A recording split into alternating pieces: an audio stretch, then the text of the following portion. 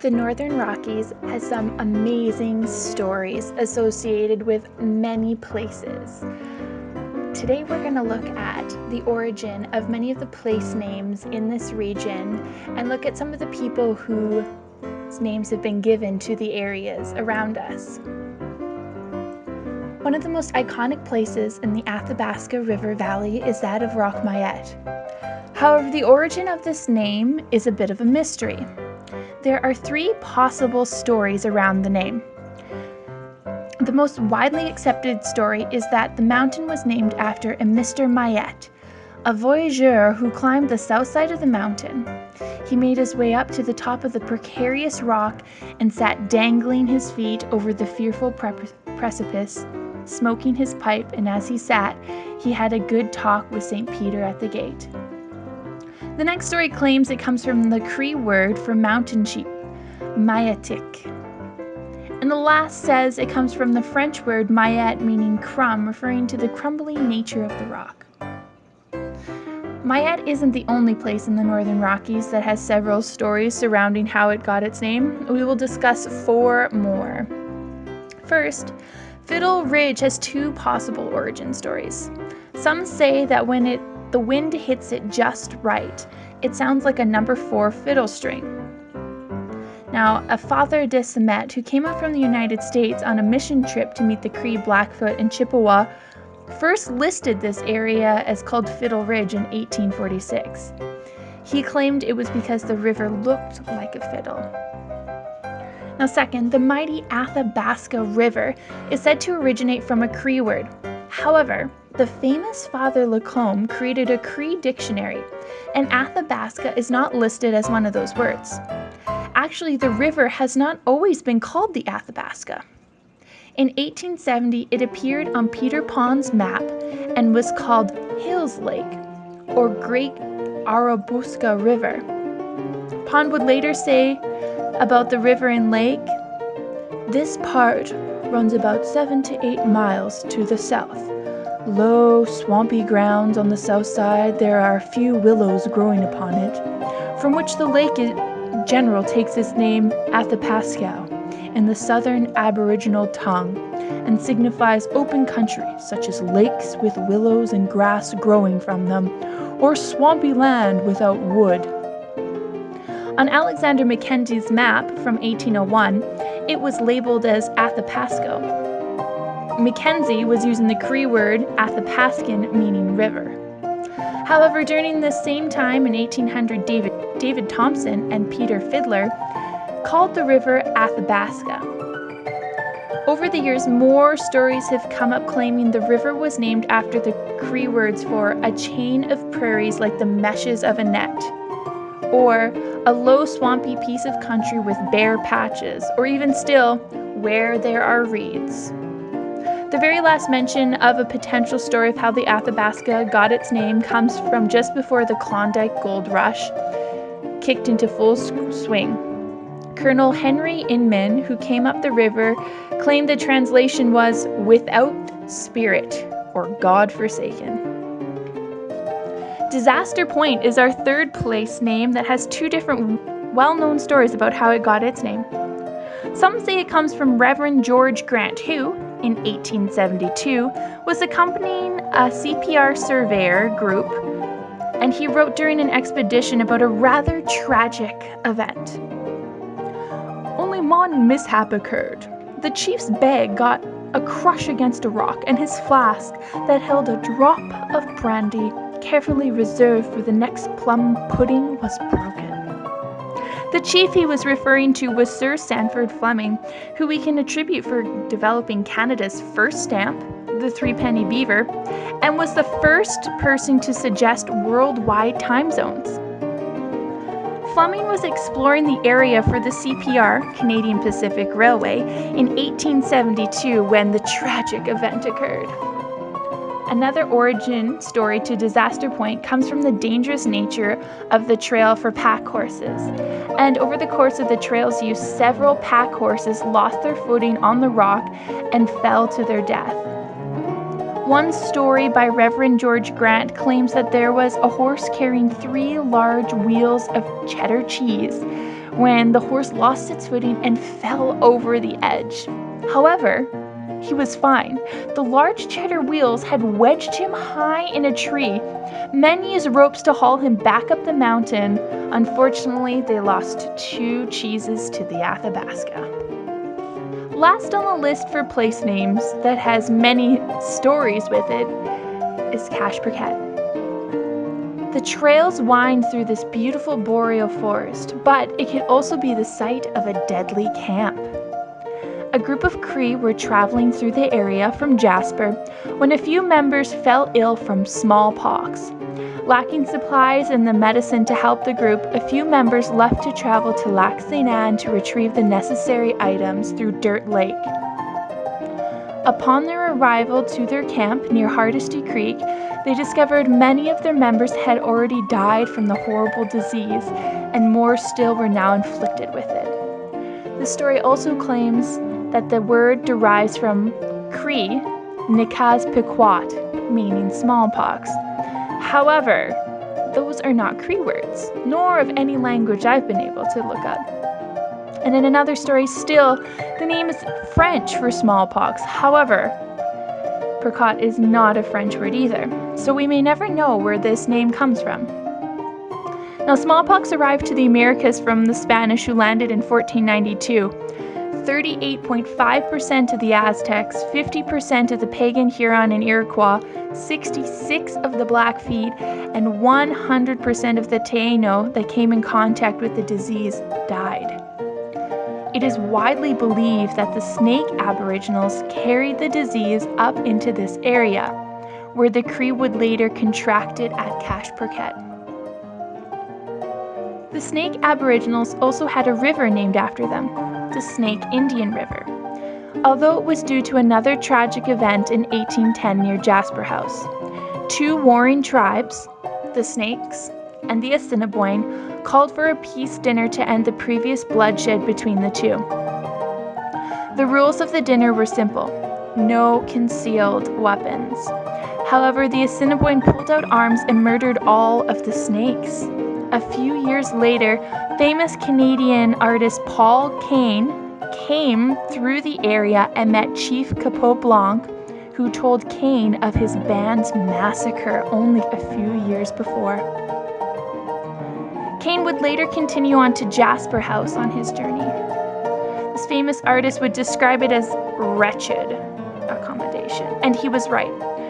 Jasper House consisted of 3 crude log buildings and was used as a supply outfit for the Hudson's Bay Company. The site was the second edition of the Jasper House, as the original was located on Brule Lake in 1813. This site was first called Rocky Mountain House, but was later changed to Jasper House after Jasper Hoss, the man in charge of the operation. He welcomed many travelers at that location, one of them perhaps giving the name to the lake nearby. After seeing burnt stands of trees from a previous forest fire on the shores, they simply said burnt, or brûlé in French. And although most pronounce it brûle, the traditional pronunciation is brûlé. 1 year after Jasper House opened on Brule Lake, Francois de Coigny took control of the post. Mr. de Coigny is wrapped up in a legend along with Pierre Hastination and Pierre Bostonnet. The Yellowhead Highway, which we all use almost every day, was named after the Yellowhead Pass, which was named after Ti-Jean Cache. Ti-Jean translates into Yellowhead from French, referring to the yellow-haired man who worked, lived, and guided through the area in the early 1800s. All 3 men I listed earlier are listed as having fair hair. However, Pierre Hastination was also referred to as Ti-Jean in HBC documents. Pierre Bostonnet was listed as a trapper and guide that lived in the area. And both of these men were Iroquois descent. And history seems to think that they could be the same person, but we may never know. Along with Francois de Coigny, Dominique Carrienter, and later Caracant was one of the first Iroquois travelers to arrive at Jasper House in 1814. Caracant was part of the Northwest Company and was sent from Montreal to Jasper House with a large group of men. He was the only one to make the long journey to make it to Jasper House. Now, one of his descendants, born in the Athabasca Valley, Solomon Caracant, would carry on his father's strength and charisma and would later have Solomon Creek, named after him. Solomon Creek flows by Rock Lake, which has an amazing, fascinating legend associated with it. Many years ago, an incident occurred that almost brought the Dogrib and the Stoney tribes to war. Legend goes that a young, beautiful Dogrib maiden was betrothed to the strongest warrior of the tribe. Before they were to be married, a stranger came to the camp, half-starved. He was a Stoney medicine man who had been banished by his tribe.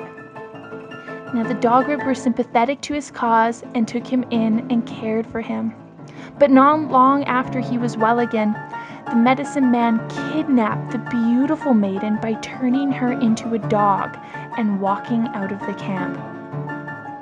After the warrior realized the maiden was missing, he ran after the medicine man, but upon finding him, the warrior could see no maiden, only the medicine man and a dog. So the warrior returned back to his tribe to continue the search for his betrothed. The medicine man took the dog and went back to his own tribe, the Stoney. When he got there, he explained to his tribe that the poor maiden was ill-treated at the hands of the Dogrib, and he changed her into a dog to save her life. It was at this point that the medicine man turned her back into a human, but made her mute so she couldn't tell his tale of evil. His tribe was so very impressed with him saving the young girl that they welcomed him back into their tribe. Now, after having no luck finding the maiden, the warrior went to the Stoney tribe to tell the Stoney chief of his suspicions that the medicine man was involved in the maiden's disappearance.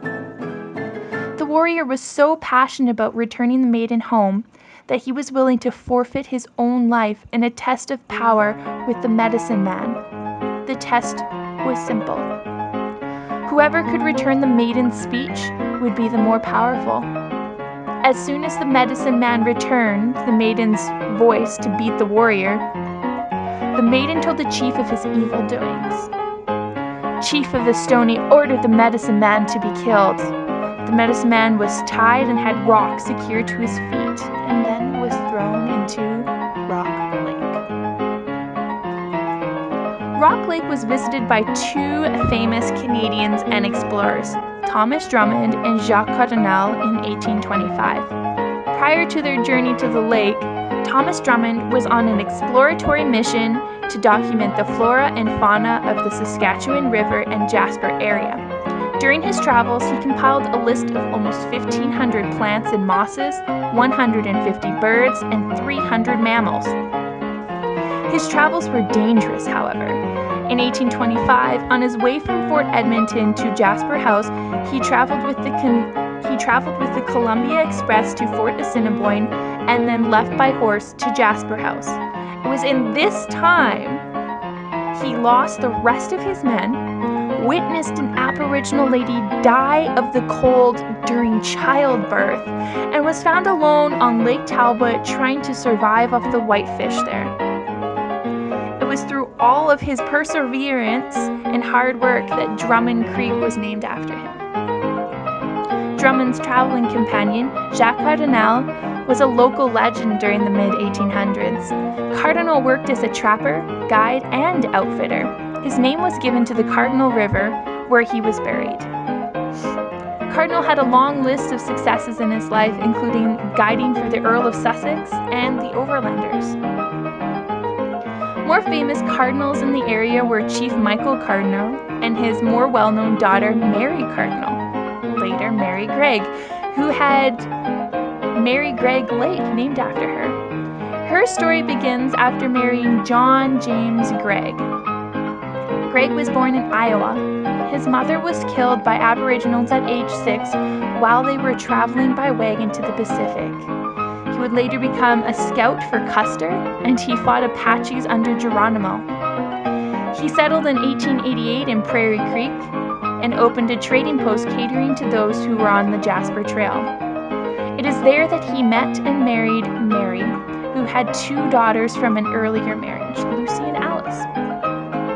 Mary would lead John to the location of coal seams at Mountain Park, where it was said that she blackened her hands and playfully clasped John's face, blackening it.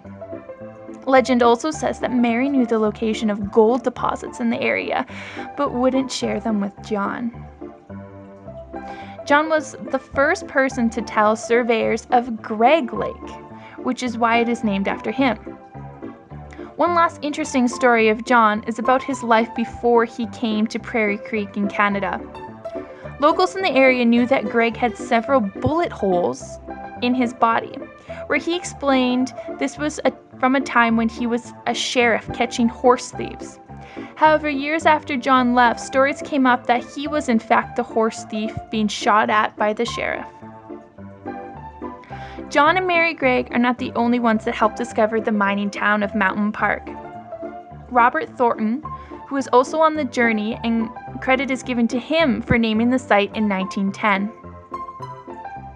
Thornton in awe looked at the tall, straight spruce trees, wild mountain flowers, and the whole basin surrounded by snow-capped mountains. If we do start a mine, I have chosen a name for the town that will be built. This is like a park in the old country. We will call it Mountain Park. Thornton also named Mount Cheviot. This mountain reminded him of the Cheviot Hills located on the border of England and Scotland, many times bigger than the original, but has the same shape. Not far from Mountain Park came another mining town, Lusker, also named after a place in Britain. The Mitchell family, who had a large stake in the Mountain Park mine, gave the name in 1922 after Lusker, Scotland, where they were originally from. Sir Harold Mitchell, son of the founder of Lusker Collieries, who named the town, became the chairman and chief executive of Lusker Limited. He would later go on to create a baronet in 1945, and he took the title of Tullianan in the county of Fife and of Lusker in the province of Alberta. Who would have thought there was a baron of the Alberta coal branch? The British Isles have greatly influenced the names in this region, whether it comes from a name of a place in Britain or it is the name of a person from there, like the case of Obed. Obed Lake and the provincial park are named after Lieutenant Colonel John Obed Smith. Smith served in the Manitoba government until 1901, then was appointed Minister of Immigration Commission. And not long after that, he became Assistant Commissioner of Immigration from England and the Commissioner for European Immigration. However, his most noteworthy success was being a delegate for Canada in the League of Nations. Obed wasn't the only government official with a place named after him. Wilmore Wilderness Park was named after Norman Wilmore, who started his political career as a town council member in Edson. He was later elected part of the Social Credit Party as an MLA in 1944, 48, and 52. Then he was appointed Minister of Industries and Labor and finally became Minister of Land and Forest until his death in 1965.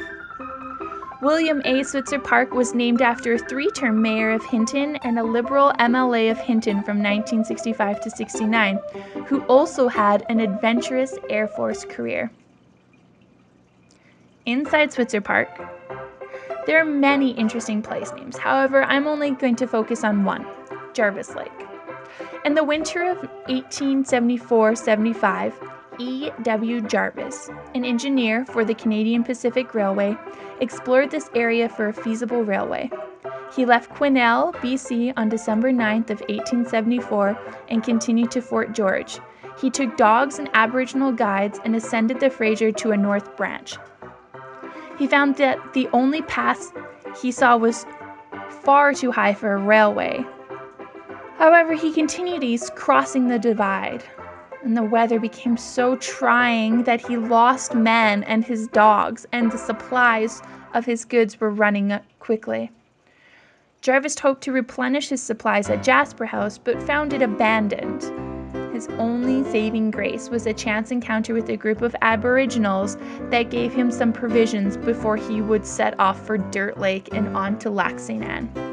Aboriginal and Métis people have greatly influenced the naming of local places, and some of these people never even stepped foot in Canada.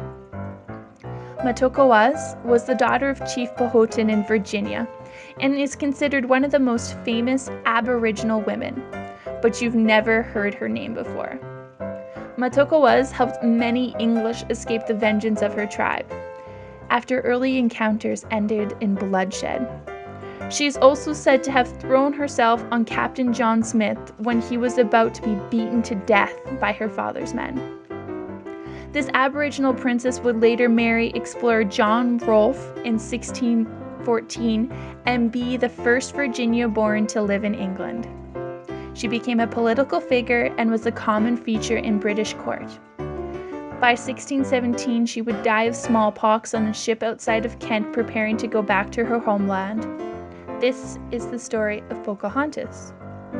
Several places have been named after her, including a very successful mine in Virginia, which is where the Pocahontas mines, not far from here, got there.